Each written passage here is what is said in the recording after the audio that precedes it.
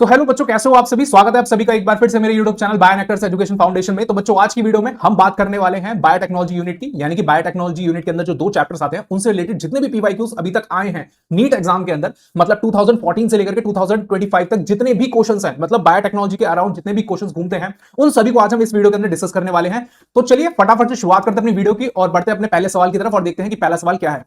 पहले सवाल की तरफ बढ़ने से पहले मेरी आपसे एक हम्बल रिक्वेस्ट है, please subscribe the Bionectors, please like कीजिए, शेयर कीजिए and subscribe the Bionectors and stay tuned with the Bionectors. तो चलिए देखते हैं सबसे पहले कि पहला क्वेश्चन क्या था बायोटेक्नोलॉजी यूनिट में से जो 2025 में पूछा गया था। हम सीक्वेंस वाइज लेकर के चलेंगे। सबसे पहले हम 2025 के क्वेश्चंस को डिस्कस करेंगे, फिर उसके बाद 2024 एंड सो ऑन, इसी तरीके से 2014 तक हम डिस्कशन अपना जारी रखेंगे और देखेंगे कौन कौन से ऐसे क्वेश्चंस हैं जो बहुत ही ज्यादा रिपीटेड हो रहे हैं और ऐसे कौन से क्वेश्चंस हैं जिन पे सबसे ज्यादा जोर दिया गया है अब तक। तो 2025 सबसे पहला जो क्वेश्चन 2025 में देखने को मिला है हमें बायोटेक्नोलॉजी यूनिट में से, वो है एक बेसिकली आपका बायो प्रोसेसिंग से रिलेटेड। बायो प्रोसेसिंग की जो हम बात करते हैं बायोटेक्नोलॉजी की यूनिट के अंदर, तो आप जब basic principle about the biotechnology chapter जो है उसके अंदर लास्ट में बायोरिएक्टर्स के बारे में बहुत कुछ दे रखा है।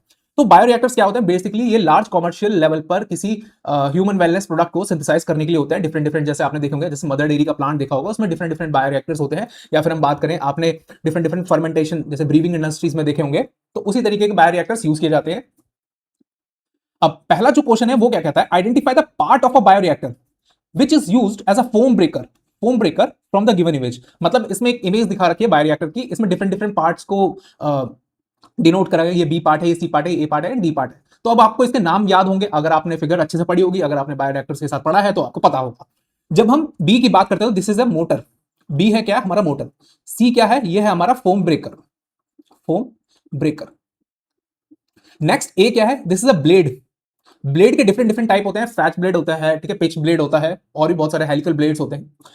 This is a sparger. Sparger क्या होता है कि ये फाइनली O2 रिलीज करता है। अगर ऑक्सीजन की रिक्वायरमेंट है तो उसे बबल फॉर्म में फाइनली नीचे से बुलबुले जो उठते हैं ना, तो वही बुलबुले आपके बायोरिएक्टर्स में प्रोड्यूस करता है। कौन? Sparger.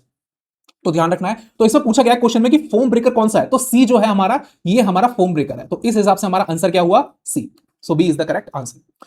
Next question, silencing of a specific messenger RNA. जब हम स्पेसिफिक मैसेंजर आरएनए की बात कर रहे हैं, मतलब कोई भी जीन जो है वो सिंथेसाइज हो रहा है, सबसे पहले जीन सिंथेसाइज होगा तो वो क्या बनाएगा? आपका ट्रांसक्रिप्शन के जरिए मैसेंजर आरएनए। मैसेंजर आरएनए के बाद वो ट्रांसलेशन करेगा, क्या बनाएगा? आपका protein. Specific messenger RNA create हो गया, इसको साइलेंस करना है। It is possible via RNA interference. RNA I है बच्चों यहां पे, RNA interference, because the inhibitory single standard RNA, जो इनहिबिटरी सिंगल स्टैंडर्ड आरएनए है वो जाकर के बाइंड कर जाता है। ठीक है, ये बात आपको ध्यान रखें, क्योंकि इसमें देखो कॉम्प्लीमेंट्री टीआरएनए ना, non complementary single standard RNA, non complementary होगी तो बाइंड कैसे करेगा दोस्त? कॉम्प्लीमेंट्री होगा तो डबल स्टैंडर्ड आरएनए हो ही नहीं सकता। अगर डबल स्टैंडर्ड है तो सिंगल स्टैंडर्ड मैसेंजर आरएनए पे जाके बाइंड कैसे करेगा? तो this is inhibitory single standard RNA. क्योंकि आरएनए इंटरफेरेंस टेक्निक में 2 तरीके के आरएनए आते हैं आपके, माइक्रो आरएनए, एसआई आरएनए। तो इन दोनों की मदद से ही आप मैसेंजर आरएनए की साइलेंसिंग कर सकते हैं।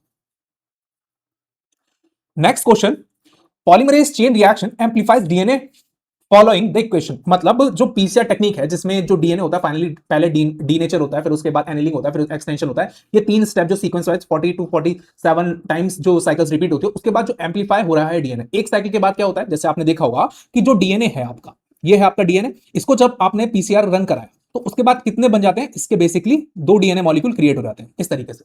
ठीक है, तो एक तरीके से क्या हो रहा है, ये 2 की पावर n की फॉर्म में मल्टीप्लाई कर रहा है। तो इसका आंसर क्या होगा? डी, मतलब 2 की power n। This is the correct answer.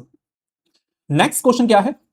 Statement, the DNA fragment extracted from the gel electrophoresis can be used in the construction of recombinant DNA. हाँ जी हाँ, कर सकते हैं, बिल्कुल कर सकते हैं, बिल्कुल कर सकते हैं।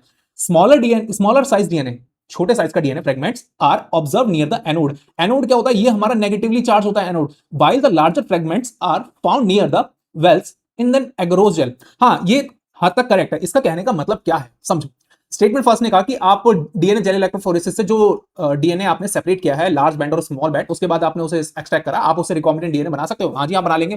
ठीक है, स्टेटमेंट फर्स्ट सेकंड क्या कह रहा है? Smaller size DNA fragments, smaller size के जो डीएनए फ्रेगमेंट्स हैं are observe near the anode. मतलब जब आप देखते हो, एक तरफ होता है आपका कैथोड और एक तरफ होता है आपका एनोड। ठीक है, एनोड जो है ये हमारा पॉजिटिवली चार्ज है और कैथोड जो है ये हमारा नेगेटिवली चार्ज है।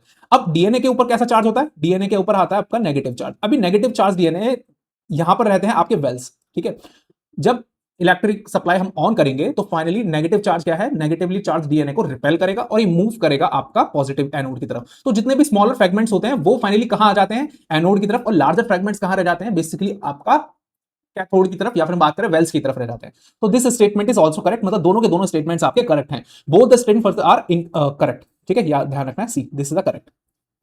Next question, fifth question, which of the following genetically engineered of or organism was used by the Eli Lilly to prepare a human insulin। Human insulin बनाने के लिए एली लिली ने, जो साइंटिस्ट थे finally Eli Lilly, उन्होंने किस तरीके का यूज करा इंसुलिन क्रिएट करने के लिए, किस तरीके का ऑर्गेनिज्म का, बेसिकली बैक्टीरिया का करा था, इकोलाई स्ट्रेन। तो ये बात आपको ध्यान रखनी है, इकोलाई स्ट्रेन यूज करा गया था, ठीक है, जो कि आपका प्रोकैरियोट्स होता है।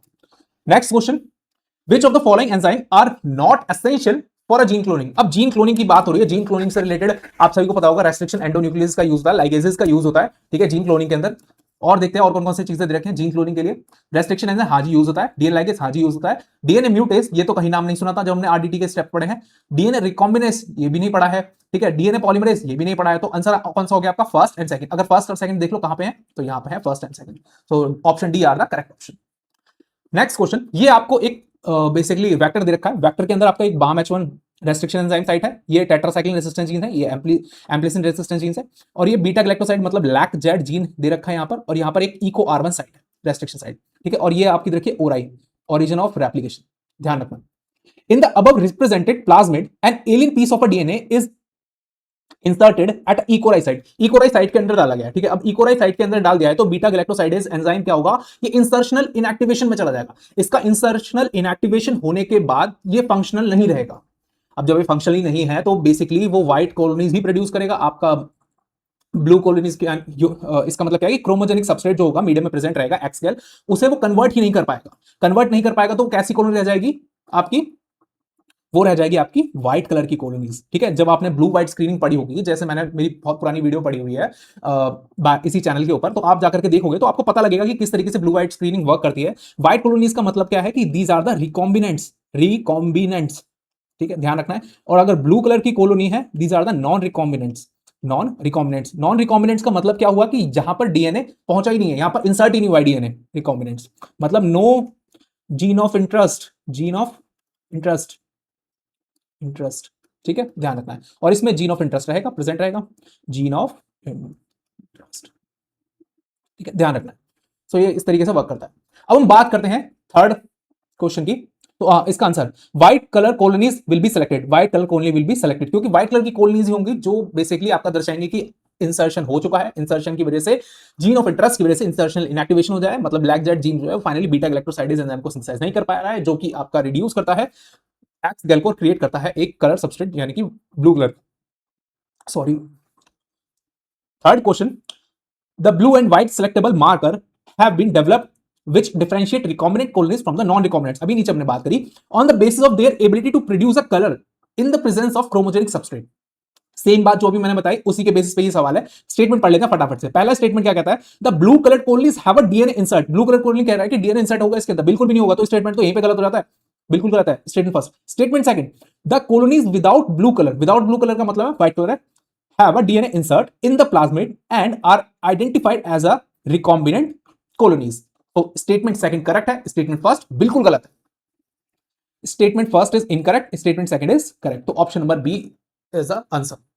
तो देखा आपने किस तरीके से आपने 2025 के क्वेश्चंस को, आपको एक बात ध्यान आई होगी कि जितने भी 2025 के क्वेश्चंस हैं वो बेसिकली अब आपके कंसेप्चुअल बेस्ड हो चुके हैं। आपको ब्लू व्हाइट स्क्रीनिंग आती है, आपको पता है कि शटल वेक्टर्स क्या होते हैं, मतलब एनसीईआरटी का जो सिलेबस है ना, उस एनसीईआरटी के सिलेबस से थोड़ा सा ऊपर बायोटेक्नोलॉजी को आपको जानना पड़ेगा, तभी आप अच्छा स्कोर कर पाओगे इस यूनिट के अंदर। नेक्स्ट 2024 के क्वेश्चंस को हम देखते हैं फटाफट से। Hint second always cut DNA molecule at the particular point पर हिंट सेकंड जो है वो कट करता है, कॉल्ड द रिकॉग्निशन सीक्वेंस, बिल्कुल सही। इट कंसिस्ट ऑफ, अब इसमें कटर की बात करी जा रही है कि मतलब वो कितने बेस पेयर पर कट करता है। ये 6 बेस पेयर होते हैं, कुछ 4 बेस कटर होते हैं, कुछ 10 बेस कटर होते हैं, या फिर कुछ 8 बेस कटर होते हैं। बेसिकली जो नॉर्मली यूज किए जाते हैं वो 4 बेस और 6 बेस कटर होते हैं। अब हम बात करें हिंट सेकंड की। हिंट सेकंड क्या है आपका, this is a 6 base cutter, 6 base pair को कट करता है बेसिकली। अगर हम हिंट सेकंड की बात करें, इसके साथ और भी देख लेते हैं, हिंट थर्ड की बात करें, या फिर हम BAM-H1 की बात करें, या फिर हम कहें इको R1 की, तो ये सभी के सभी 6 बेस पेयर को कट करते हैं। 6 बेस पेयर कटर है। अब हिंद सेकंड क्या होता है? Hind second only produce a blunt ends, बाकी सब के सब ये जो ऊपर आपके लिखे हुए हैं हिंद थर्ड, बामेचोन, इक्वार1, ये सभी के सभी स्टिकी एंड्स प्रोड्यूस करते हैं। Next question, the lactose present in the growth medium of a bacteria is transported to the cell by the action of permease enzyme। आपने बहुत अच्छे से पढ़ा होगा लैकोपेरॉन के बारे में, जिसके अंदर I stands for repressor gene and ZY stands for different kinds of lactose metabolism gene। आप लैक्टोज को मेटाबोलाइज करते हैं, जैसे लैक्टोज जीन जो होता है वो बीटा गैलेक्टोसाइडेज को कोड करता है, ठीक है, और उसमें वाई जो होता है वो डिफरेंट प्रोटीन को कोड करेगा, ए जो है वो डिफरेंट प्रोटीन को कोड करेगा। Next question, the following diagram showing restriction site in the E. coli cloning vector PBR322 find the role of X and Y। अगर किसी को PBR322 के बारे में नहीं मालूम है, मतलब प्लाज्मिड के बारे में नहीं मालूम है, तो आपको ये बात ध्यान रखनी है, P for plasmid, BR stands for Bolivar Rodriguez and 322 is a laboratory number। तो ये it's a kind of a plasmid based vector. अब आपको ध्यान रखना है, ये जो साइट होती है ये बेसिकली कोड करती है आपकी एम्प्लिसिन रेसिस्टेंस, ठीक है, ये जो रेस्ट्रिक्शन साइट्स होती है ये आती है, और ये आती है आपकी टेट्रासाइक्लिन रेसिस्टेंस, ठीक है। अब एक्स और वाई को बताना है, एक्स स्टैंड्स फॉर ओराई, ठीक है, and Y stands for rop gene. तो ये बात आपको बिल्कुल ध्यान रखनी है, एक्स स्टैंड फॉर ओराई, या फिर हम बात करें resistance for X is responsible controlling the copy number and linked in DNA and the Y proteins involve in the replication of a plasmid. तो ये बात आपको ध्यान रखनी है, एक्स और वाई आपके क्या है, X is called ori origin of replication and Y is for rop gene. Next 125, 2024 के पेपर जो है नीट का, वो काफी ज्यादा आपका कंसेप्ट ओरिएंटेड रहा है अभी तक जितना ऑब्जर्वेशन मैंने किया है।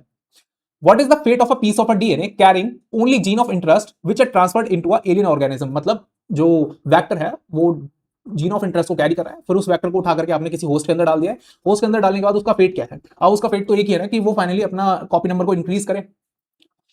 The piece of a DNA would be able to multiply itself independently in the progeny cells of a, ये तो बिल्कुल इंडिपेंडेंटली कैसे कर जाएगा? अगर इंडिपेंडेंटली कर सकता होता तो हमें होस्ट ऑर्गेनिज्म की जरूरत ही क्यों पड़ती? It may get integrated into a genome of the recipients, काफी तक सही है। It may be multiply and be inherited along with the host DNA, ठीक है। The alien piece of a DNA is not an integral part of a chromosome, ठीक है। It show the ability to replicate, it show ability to, ये ability to replicate ये तो नहीं हो सकता, ठीक है। सेकंड और थर्ड आप देखो कहां पे दे रखे हैं, second and third, so these are the correct option, ठीक है। तो ये बात आपको ध्यान रखनी है, these are the correct option, second and third. Which of the following statement is incorrect? Bioreactors are used to produce, incorrect statement बताना है, ध्यान रखना है आपको, इनकरेक्ट, ठीक है। Bioreactors are used to produce a small scale नहीं भैया, कॉमर्शियल स्केल पे बात होती है जब हम बायोरिएक्टर्स की बात करते हैं, तो यही ऑप्शन आपका सबसे पहला गलत है।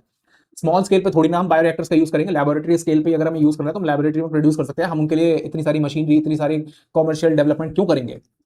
Next question, given below are the two statement, BT toxin are insect group specific and coded by a gene cry one AC, ठीक है, बिल्कुल ठीक है। Statement second, BT toxin exist as an inactive protoxin in the baseless thuringiensis, however after the ingestion by the insect in the inactive form protoxin get converted into active form। यहां तक तो बिल्कुल correct लग रहा है, due to acidic pH of a insect. तो ये statement जो है वो बिल्कुल ही गलत दे रखा है, क्योंकि एसिडिक नहीं एल्कलाइन होता है, याद रखना है।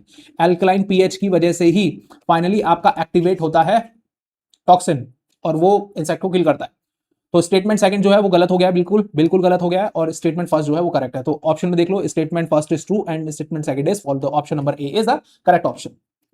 नेक्स्ट, अब हम बात करने वाले हैं 2023 के क्वेश्चंस के बारे में। 2023 फटाफट देखते हैं। अब ligation of a foreign DNA at the following site will result in the loss of tetracycline resistance of the PBR322।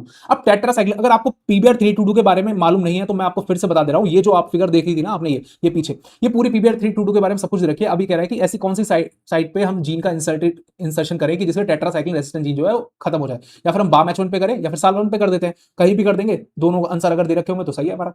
Tetracycline resistant gene का लॉस करना है तो हम कहां कर देंगे, बामेचोन पे कर देंगे, क्योंकि इसी की वजह से इंसर्शन इनएक्टिवेशन हो जाएगा। इनुलिन, ध्यान रखना है, इंसुलिन नहीं दे रखा, inulin is a polymer of a glucose, oh sorry fructose, ध्यान रखना है आपको, ठीक है, फ्रक्टोज का पॉलीमर होता है inulin. Thermostable DNA polymerase used in the PCR was isolated from the thermos aquaticus. 10 बार 100 बार बताया जब मैंने पीसीआर पढ़ा गया, thermos aquaticus. The last chromosome sequenced in the human genome project was the chromosome number 1, क्योंकि chromosome number 1 जो है वो सबसे ज्यादा जीन को कैरी करता है और सबसे बड़ा क्रोमोसोम माना गया, क्योंकि इस पे सबसे ज्यादा जीन रहते हैं।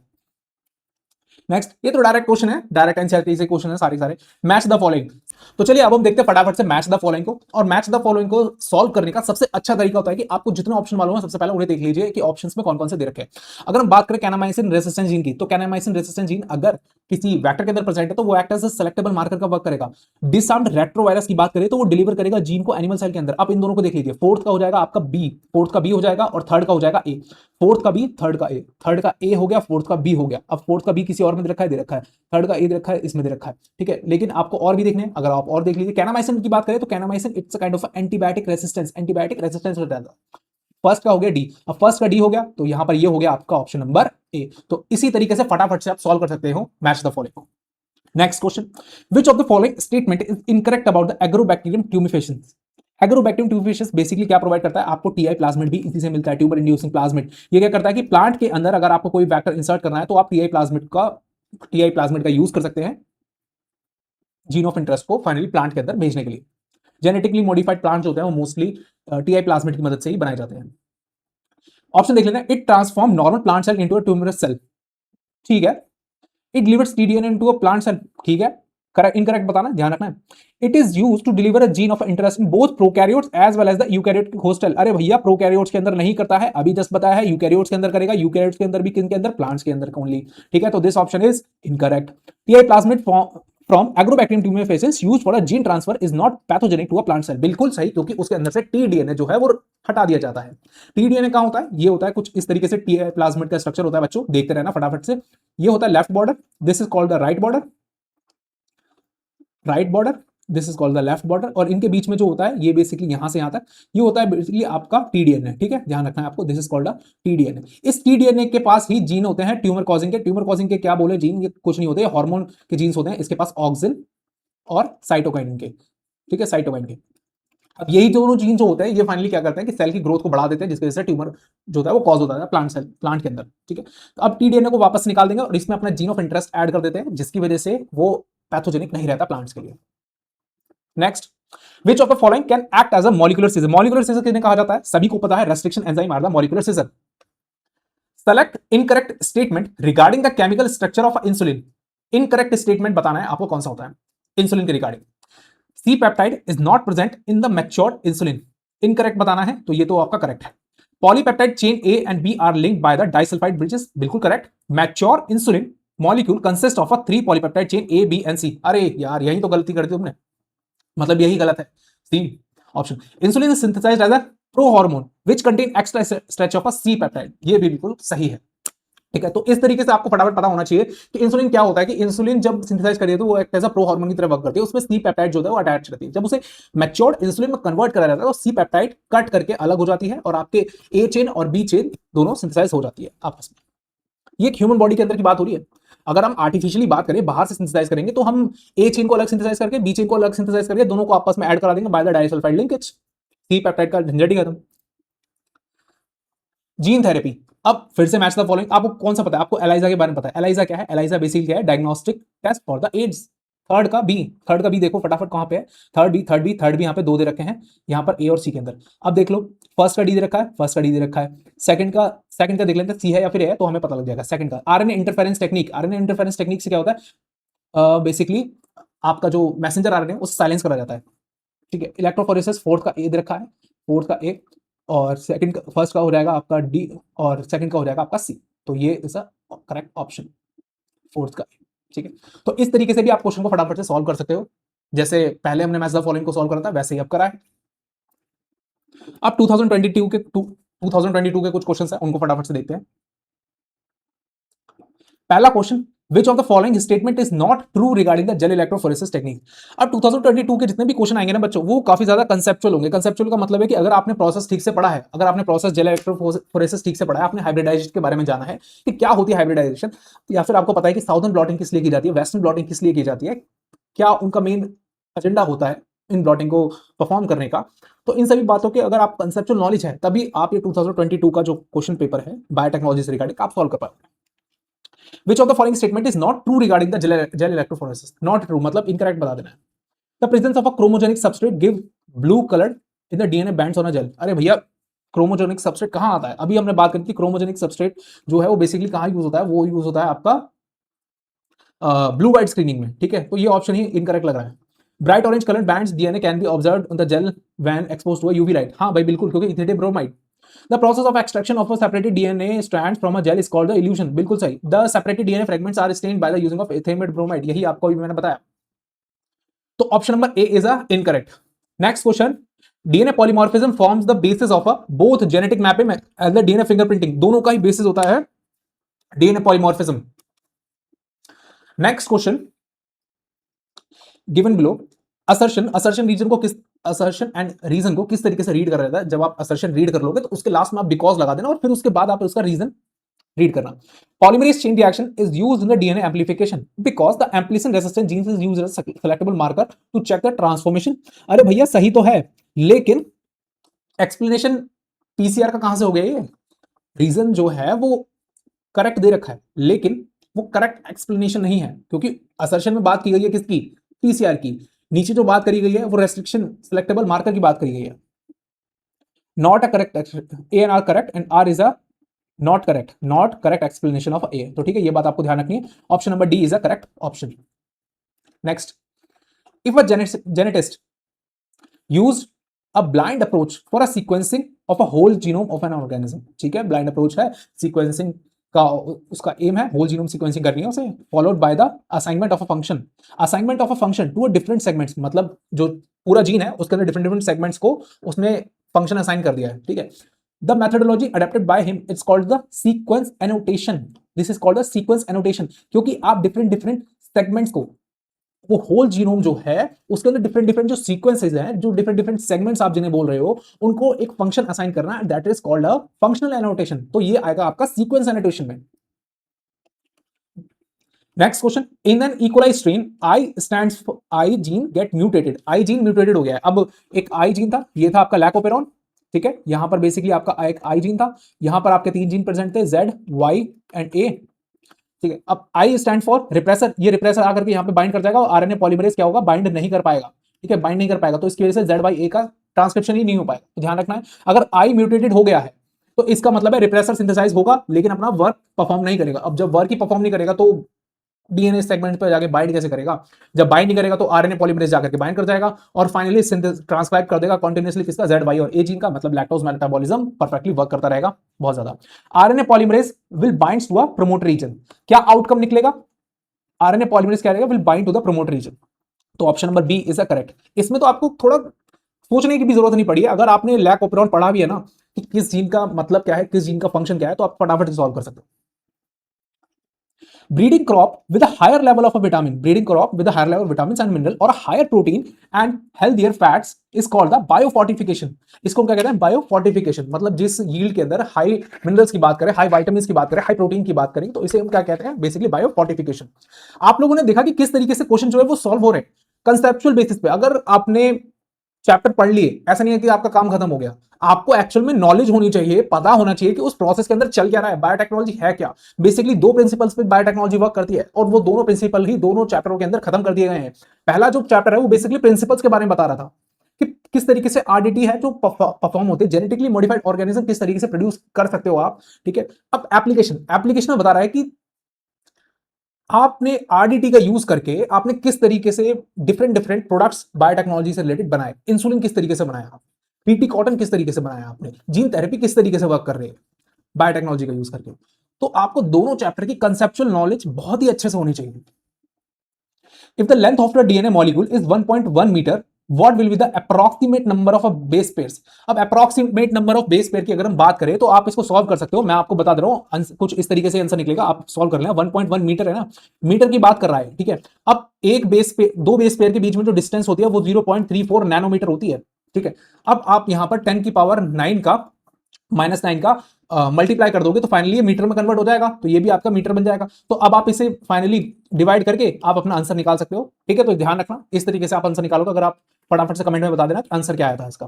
ठीक है, given below are the two statement first, restriction endonuclease recognize specific sequence to cut the DNA known as a palindromic nucleotide sequence। बिल्कुल करेक्ट है। Statement second, restriction endonucleases cut the DNA strands a little away from the centre of the palindromic site. बिल्कुल सही है, क्योंकि यहां पर restriction एंडोन्यूक्लियोसिस के बारे में नहीं बताया जा रहा कि कौन सा है, फर्स्ट है, सेकंड है, थर्ड है, फोर्थ है। इसने सीधा सीधा बोल दिया कि रेस्ट्रिक्शन एंजाइम्स जो है वो बेसिकली जो रेस्ट्रिक्शन रिकॉग्निशन सीक्वेंस जो होता है वो फाइनली उस सेंटर से थोड़ा सा अवे कट करते हैं। कुछ ऐसे रेस्ट्रिक्शन एंजाइम है जो उस पर ही कट करते हैं, कुछ ऐसे एंजाइम है जो उससे अवे कट करते हैं, जो उससे बिहाइंड कट करते हैं। उससे किससे, मतलब पैलिंड्रोमिक जो साइट होती है रिकॉग्निशन साइट, उससे। ठीक है, अब इसने स्पेसिफाई नहीं करा कि वो कौन सा रेस्ट्रिक्शन एंडोन्यूक्लियस बात कर रहा है, फर्स्ट, सेकंड, थर्ड या फोर्थ। तो इस हिसाब से ये ऑप्शन भी आपका करेक्ट है। ठीक है, तो statement first and second are both are correct. Both are correct इधर, ये option number C is the correct option. Next question, gene therapy की बात कर रहे हैं। Sorry, gene therapy of adenosine deaminases deficiency, the patient requires periodic infusion of a genetically engineered lymphocyte because, ऐसा क्यों होता है? पेरियोडिकली का मतलब यहां पर क्या है? पेरियोडिकली इन्फ्यूजन का मतलब टाइम टू टाइम। ठीक है, बेसिकली एक टाइम के बाद हर बार उसे बार बार इन्फ्यूजन की जरूरत पड़ती है, उसमें जेनेटिकली इंजीनियर्ड लिम्फोसाइट पेशेंट के अंदर ऐड करे जाते हैं। क्यों? क्योंकि वो जो होते हैं वो इमॉर्टल नहीं होते। मतलब जो इंजीनियर्ड डाले गए हैं जो लिम्फोसाइट पेशेंट के अंदर जीन थेरेपी के दौरान, जो जेनेटिकली इंजीनियर्ड लिम्फोसाइट जो ऐड करे गए हैं पेशेंट के अंदर, वो इमॉर्टल नहीं होते। इमॉर्टल कहने का मतलब है कि वो मर नहीं, बेसिकली उनके पास इमॉर्टैलिटी नहीं होती। इमॉर्टैलिटी का कहने का मतलब कि वो अपने आप को दोबारा से रीजनरेट नहीं कर सकते हैं। ठीक है, तो ये बात ध्यान रखनी है। Why the lymphocytes are not immortal, immortal. ठीक है, इमॉर्टल नहीं होते। Next, statement related to the human insulin are given below. अब फिर से आ गया इंसुलिन के बारे में। Pro hormone insulin contain, correct option बताना, are the correct about genetically insulin. हाँ ठीक है, pro hormone insulin contain an extra stretch of a C peptide, बिल्कुल सही है भाई, फर्स्ट इज बिल्कुल करेक्ट। ठीक है, अब फर्स्ट देख लो किस किस में है, सेकंड फोर्थ ये भाई ये तो इनकरेक्ट हो गए, इसमें भी नहीं है फर्स्ट। तो फर्स्ट जिसमें है वही ऑप्शन है। देखो कितनी जल्दी सॉल्व कर लिया हमने क्वेश्चन। आप लोग जो आपको आता है ना, आप सबसे पहले उसे देखो ऑप्शन की आपके पास है अवेलेबल नहीं है, और कहां कहां पे वो अवेलेबल है उनको रख लो, बाकी सबको हटा दो। मतलब फर्स्ट इनमें से ऑप्शन में किसमें सिर्फ एक में, तो बाकी सारे गलत हैं। आप पढ़ करके देख लो। सेकंड ऑप्शन को देखते हैं, अब peptide A peptide and B peptide chain of insulin were produce separately in E coli. जब हम आर्टिफिशियल इंसुलिन सिंथेसिस की बात करते हैं बायोटेक्नोलॉजी के अंदर, तो हम दोनों चेन को अलग अलग ऑर्गेनिज्म में सिंथेसाइज करवा करके फाइनली आप दोनों को ऐड कर दोगे डाइसल्फाइड लिंकेज की वजह से, आपका ए और बी चेन सिंथेसाइज हो जाएंगे, extracted and combined with the creating a disulphide bond between them. Second option also correct. Third option देख लेते हैं, insulin used for treating diabetes was extracted from the cattle and pigs. ये भैया पहले होता था, अब नहीं होता है इंसुलिन की बात करें तो। ठीक है, और वो भी लिवर में से निकाला जाता था। प्रो हार्मोन, ठीक है ये गलत हो गया, pro hormone insulin needs to be process to convert into a matured and functional hormone, ये बिल्कुल सही है। ठीक है, fifth, some patient develop allergic reaction due to the foreign insulin, नहीं भाई नहीं। ठीक है, पेशेंट में एलर्जिक रिएक्शन अगर हो रही होती तो हम सिंथेसाइज ही नहीं करते। ठीक है, हम काफी ज्यादा देख करके तब सिंथेसाइज करते हैं। First, second and fourth option are the correct. ठीक है, तो ये बात आपको ध्यान है। Which of the following is not a desirable feature of a cloning vector. अब भैया क्लोनिंग वैक्टर क्या क्या फीचर होना चाहिए? ओरिजिन ऑफ रेप्लिकेशन होना चाहिए। ठीक है, क्लोनिंग वैक्टर की बात हो रही है, एक्सप्रेशन वैक्टर की बात नहीं हो रही है। ठीक है, अगर उसके अंदर एक रेस्ट्रिक्शन साइट मिनिमम तो होनी चाहिए। ठीक है, अगर दो होंगी तो भी सही है। प्रेजेंस ऑफ अ टू और मोर रिकॉग्निशन साइट, ये क्या है? ये नॉट अ डिजायरेबल, क्योंकि एक तो हमें चाहिए ही चाहिए, बाकी सारी ओरिजिन ऑफ रेप्लिकेशन जरूरी होता है। जरूरी की बात चल रही है यहां पर। अगर आपको आपका पेट भरा हुआ है और आपको आपके सामने 56 भोग रख दिए जाए तो फायदा है उसका? नहीं ना, आपको वही खाना है जो आपका पेट भर चुका है उतने खाने में ही। ठीक है ना, मतलब restriction, single restriction enzyme site से भी काम चल सकता है। तो प्रेजेंस ऑफ टू और मोर रिकॉग्निशन साइट की जरूरत नहीं है, तो option B is the correct option. ठीक है, ध्यान रखें। नेक्स्ट, अब बात करते हैं 2021 के क्वेश्चंस की। When a gene targeting involve the gene amplification is attempted in an individual tissue to treat disease, it's known as a gene therapy. अब जीन टारगेटिंग की बात हो रही है तो जीन थेरेपी तो बोलेंगे उसे, और क्या बोलेंगे? During the purification process of a recombinant DNA technology, purification recombinant RDT की बात करें, chilled ethanol precipitate out the DNA. अब डीएनए, जब आरडीटी की बात कर रहे हैं, रिकॉम्बिनेंट डीएनए टेक्नोलॉजी की बात करें, तो डीएनए ही तो प्योरीफाई करेंगे। Which of the following is a correct sequence steps in the PCR? PCR के अंदर denaturation, annealing and extension, denaturation, annealing and the extension, मतलब option number 2 is a correct. Specific recognition sequence identified by the endonucleases to make cut at a specific position within the DNA. It's called a palindromic nucleotide sequence. ध्यान रखना। Restriction enzyme के बारे में आपको पता होना चाहिए, जेल इलेक्ट्रोफोरेसिस के बारे में आपको अच्छे से पता होना चाहिए, और आपको पता होना चाहिए हाइब्रिडाइजेशन के बारे में, और हम बात करें पीसीआर साइकिल के बारे में, और हाँ PPR 322 also vectors. DNA strands on a gel stain with ethidium bromide when viewed under the UV radiation appeared as a orange color के, bright orange, बैंड्स, ठीक है। Plasmid PBR322 has a PST1 restriction enzyme site. हाँ हमें पता है PST restriction enzyme site ampicillin resistance के अंदर होती है within the gene ampicillin resistance that confer ampicillin resistance. बिल्कुल ठीक है, बिल्कुल ठीक है।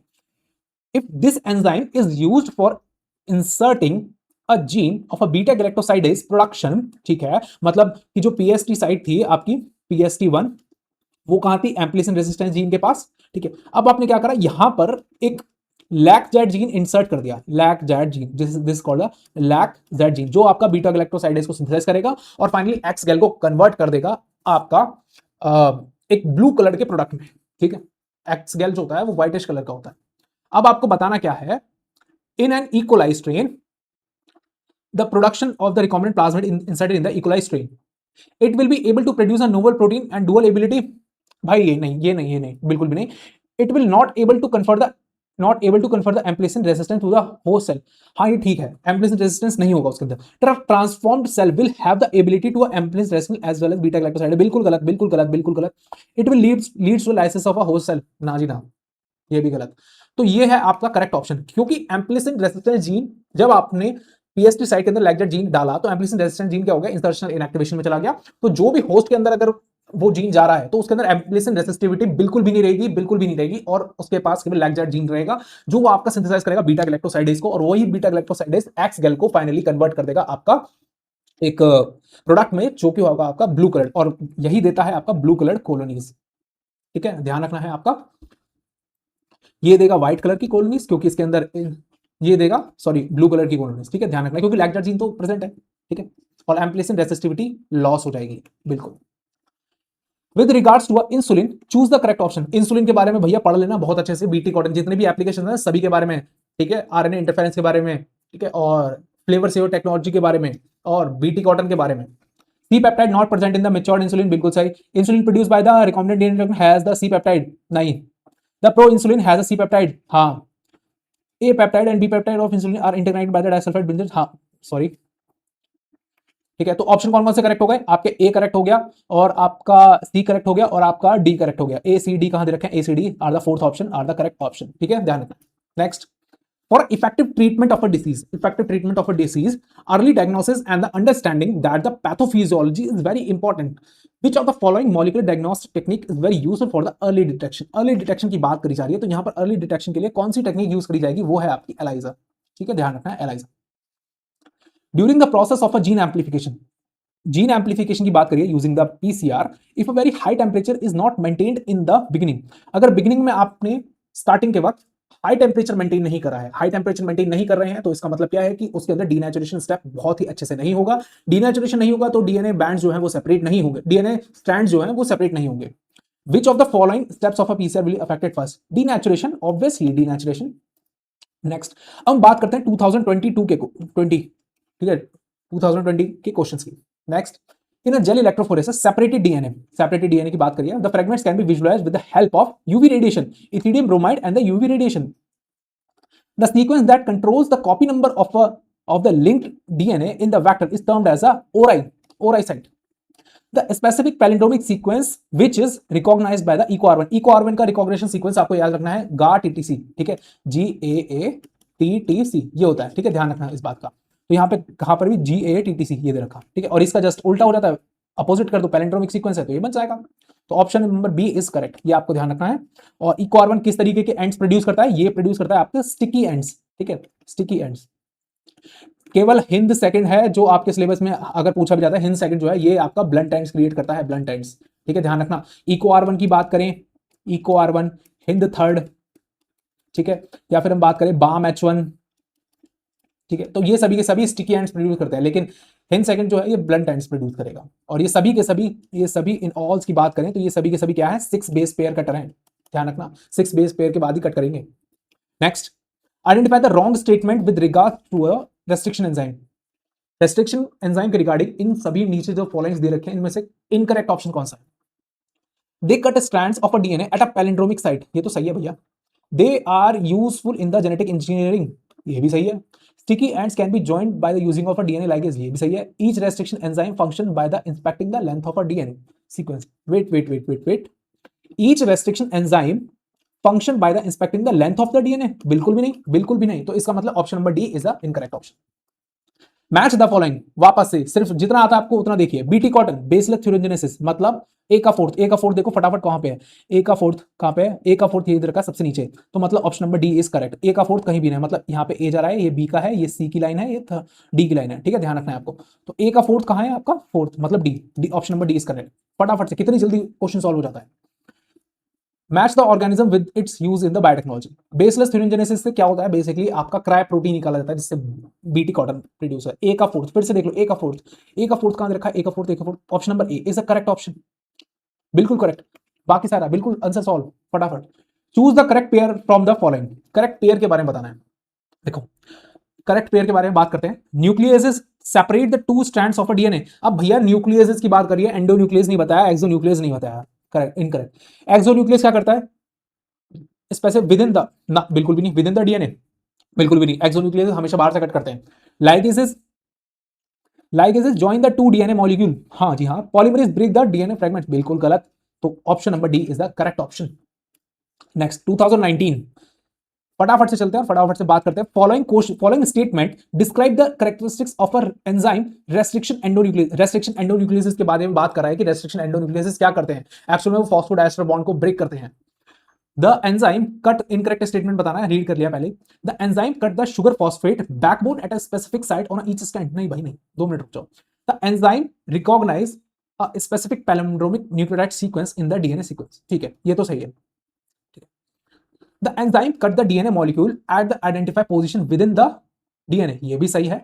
Enzyme binds to a DNA at a specific site and cut only one of the two strands, one of the two strands, नहीं, नहीं, बिल्कुल भी नहीं, बिल्कुल भी नहीं, बिल्कुल भी नहीं, ठीक है, बिल्कुल भी नहीं। तो ये ऑप्शन आपका इनकरेक्ट है और ये ऑप्शन आपका सही है। शुगर फॉस्फेट बैकबोन का मतलब क्या है आपका, शुगर फॉस्फेट बैकबोन का मतलब ये है कि वो फॉस्फोडाइस्टर बॉन्ड को ब्रेक कर रहा है। शुगर फॉस्फेट बैकबोन कहां होती है, ये है आपकी sugar, this is called a pentose sugar, ठीक है। यहां पर आपके लिंक रहते हैं 3 फॉस्फेट, ठीक है, 2 फॉस्फेट जो होता है ये लिंक रहते हैं, ठीक है, 3 फॉस्फेट, ये एटीपी का एक स्ट्रक्चर है। अगर हम एडेनिन जोड़ दें तो अगर शुगर फॉस्फेट बैकबोन को यहां से अगर वो ब्रेक कर रहा है तो फाइनली फॉस्फोडाइस्टर बॉन्ड को ब्रेक कर रहा है, तो this is the correct option, ठीक है। तो इस तरीके से आपको थोड़ा कंसेप्ट भी लगाना पड़ सकता है, कहीं कहीं पे ध्यान रखना है।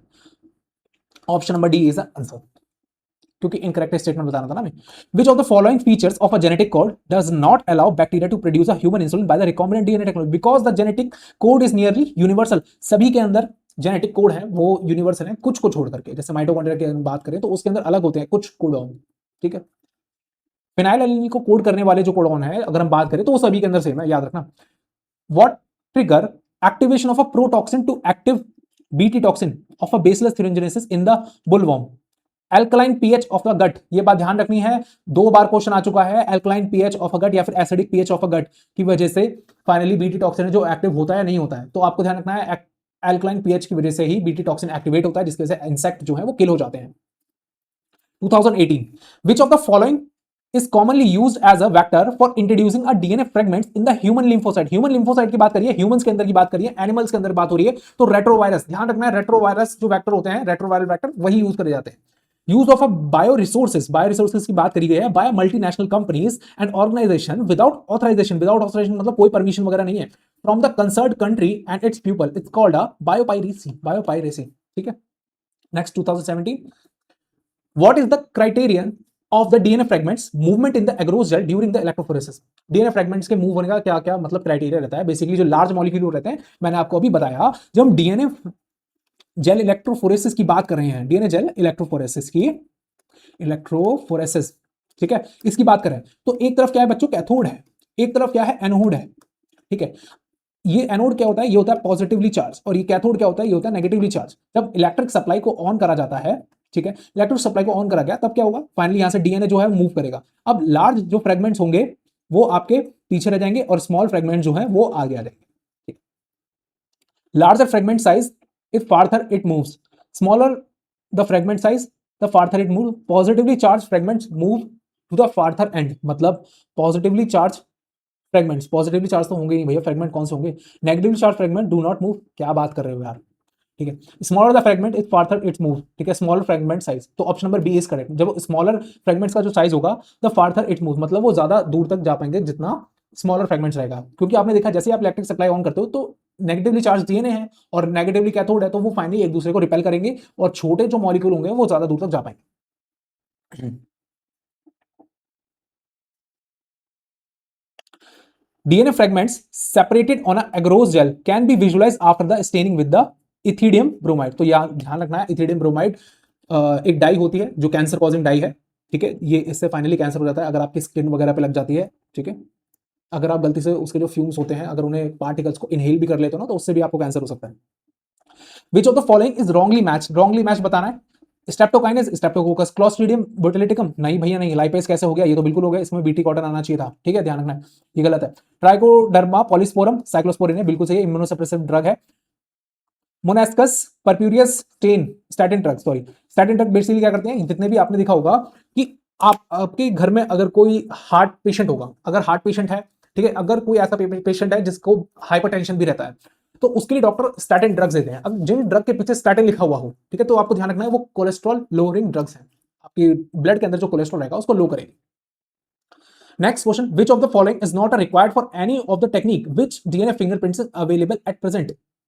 क्या कहा, विच of the following is not required for any of the technique of the DNA fingerprinting available at present. मतलब इन सभी में से कौन सी ऐसी टेक्निक जो डीएनए फिंगरप्रिंटिंग के अंदर यूज नहीं करी गई। जिंक फिंगर, क्योंकि डीएनए एडिटिंग टूल है, मतलब डीएनए एडिटिंग टूल है, this is called a DNA editing tool, zinc finger nucleus, ठीक है, तो ध्यान रखना है आपको। अगर हम बात करें टैलन, इसके अलावा और कौन कौन से हो सकते हैं, एक हो सकता है टैलन, ठीक है, एक हो सकता है CRISPR, gene editing tool, DNA editing tool. Which of the following is a restriction endonuclease. अरे भैया कौन कौन से रेस्ट्रिक्शन है, डीएनए फर्स्ट बिल्कुल नहीं, आरएनए आरएनए को, प्रोटीएस को, and second is the correct option.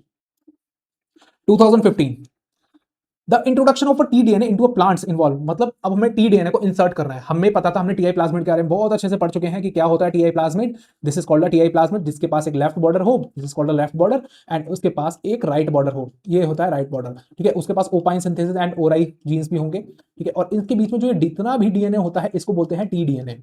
इस टीडीएनए को निकाल करके सेपरेट ऑफ कर देते हैं और इस लेफ्ट बॉर्डर राइट बॉर्डर के बीच में हम अपना डीएनए, जीन ऑफ इंटरेस्ट, डाल देते हैं, ठीक है।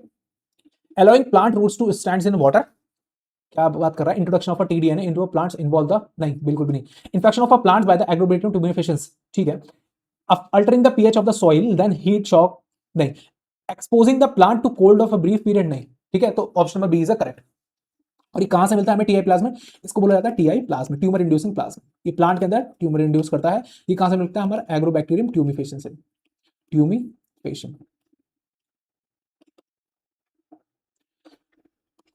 The cutting of a DNA at a specific location become possible with the discovery of a ligase enzyme, restriction enzyme, ठीक है, ध्यान रखना है। These are the molecular scissors. So last year आ गया है, फाइनली 2014 पे हम पहुंच चुके हैं। 2014 की जितने भी क्वेश्चन उनको हम डिस्कस करने वाले हैं फटाफट से, और प्लीज चैनल को लाइक कीजिए, शेयर कीजिए एंड सब्सक्राइब कीजिए। Which vectors can clone only the small fragments of a DNA? Small fragments of a DNA, small fragments की बात करी जाती है। Which vector can clone only the small fragments of DNA, सबसे ज्यादा small कौन करेगा, देखो ये कॉस्मिड है, ये 45 केबी तक के जो डीएनए होता है उनको कैरी कर सकता है। बैक्टीरियल और आर्टिफिशियल क्रोमोसोम और यीस्ट आर्टिफिशियल क्रोमोसोम, इनका यूज करा जाता है बेसिकली आपका लाइब्रेरी क्रिएट करने में। कॉस्मिड का भी यूज करते हैं हम लाइब्रेरी क्रिएट करने के लिए, लेकिन अगर हम इनके डीएनए लोडिंग वेट की बात करें, कितना डीएनए अमाउंट कैरी कर सकते हैं, तो ये अप्रोक्सीमेटली मैं आपको बताऊं तो ये लगभग आपके अप्रोक्सीमेटली, अभी तो फिलहाल मेरे को ऐसा याद नहीं आ रहा है, जब मैंने फाइनली जीन लाइब्रेरी क्रिएट करी थी पीजीआई में, तब अप्रोक्सीमेटली ये था आपका 400 केबी तक के डीएनए को कैरी कर सकते हैं approximately.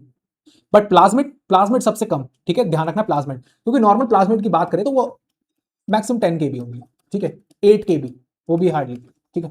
The analysis of a chromosomal DNA using the southern hybridization technique does not use, मतलब एनालिसिस ऑफ क्रोमोसोमल डीएनए को हमें एनालाइज करना है using the southern hybridization technique, does not use, क्या यूज नहीं करती, ऑटो रेडियोग्राफी यूज करती है, ब्लॉटिंग यूज करती है, बट पीसीआर यूज नहीं करती, क्योंकि इसमें क्या होता है, एम्प्लीफिकेशन होता है, ध्यान रखना है आपको। The first human hormone produced by the recombinant DNA technology is insulin. Commonly used vector for a human genome sequencing. Human genome sequencing आपको करनी है, ठीक है। ह्यूमन जीनोम सीक्वेंसिंग के लिए आपको कौन सा वेक्टर, आपको बैक और यैक ध्यान रखना है। ह्यूमन जीनोम सीक्वेंसिंग के लिए बैक यैक आप यूज कर सकते हैं, ठीक है। next. So this is all about the today's video. Please stay tuned with the Bioinactors. Please like, share and subscribe the Bioinactors and video को लाइक कीजिए, शेयर कीजिए, सब्सक्राइब कीजिए. जय हिंद, जय गौ माता, जय श्री राम. मिलते हैं नेक्स्ट वीडियो के अंदर और बात करते हैं फटाफट से अपने नेक्स्ट इस PYQ सीरीज में. नेक्स्ट चैप्टर जो हम उठाने वाले हैं वो है आपका biomolecules, cell, unit of a life and the cell division and cell cycle. जो आपकी सेल की यूनिट है क्लास 11 की, तो हम उसे उठाने वाले हैं और फटाफट से उसमें देखेंगे कि आपके 2014 से लेकर के 2025 तक कितने भी क्वेश्चन आए हैं, उन सभी को हम रखेंगे उस सीरीज के अंदर. तो इसी तरीके से बायोरिएक्टर के साथ बने रहिए. Please like, share and subscribe. मिलते हैं नेक्स्ट वीडियो के अंदर. Bye bye.